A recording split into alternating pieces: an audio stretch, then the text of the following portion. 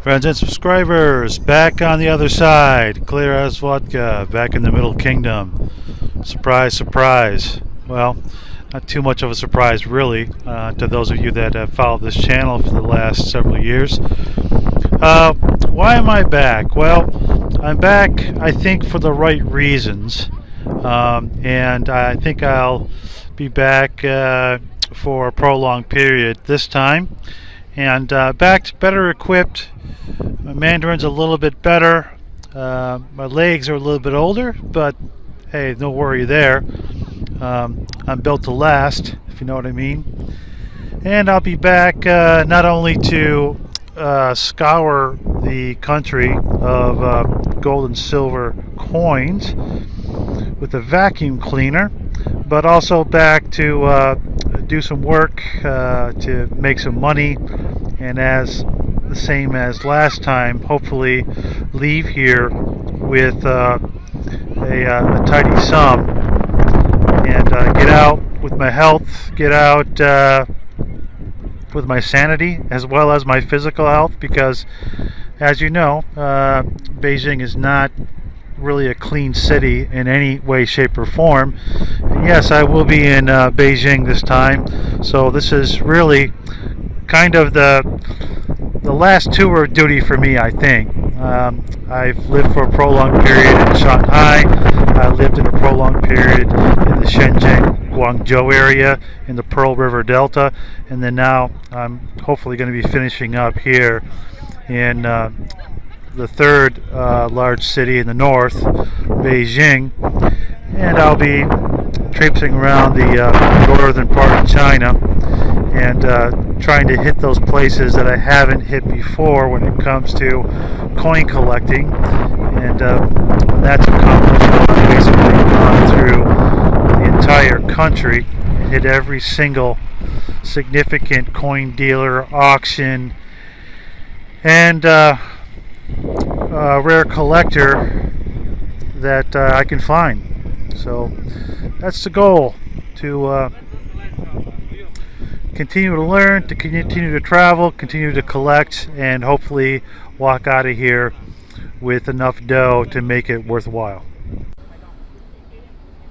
What I could never really understand, and what always really bothered me about China, is the fact that even after all these years and the revelations of what had really happened during Mao's tenure become to light, that you have hundreds of millions of Chinese that still revere and worship this man who was responsible perhaps for as many as 60 million Chinese deaths, when you consider the malnourishment of his people during the tenure of Mao, the poor policies that put his people in jeopardy, and then the out and out slaughter of his political enemies and anyone who was deemed not worthy of the great leap forward.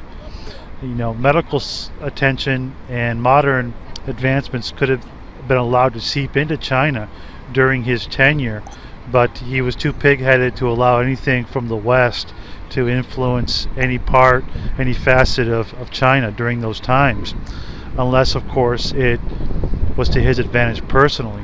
And isn't it ironic that during the time when the communists were running from the nationalists, that Mao was removed from power, and the Great March, in fact, was mostly fiction, as Mao was not much of a military leader and put his people in jeopardy. The fact of the matter is that during that time, provisions were left for the communists by the nationalists out of sympathy, really, from Shanghai Shek. But it's very ironic that the provisions that were left for Mao and the communists during the Long March and during that time period before they united to face the Japanese prior to World War II breaking out fully, were provided by the West, because, as we know, Chiang Kai-shek was funded by the West, and Mao was funded directly and indirectly by the West.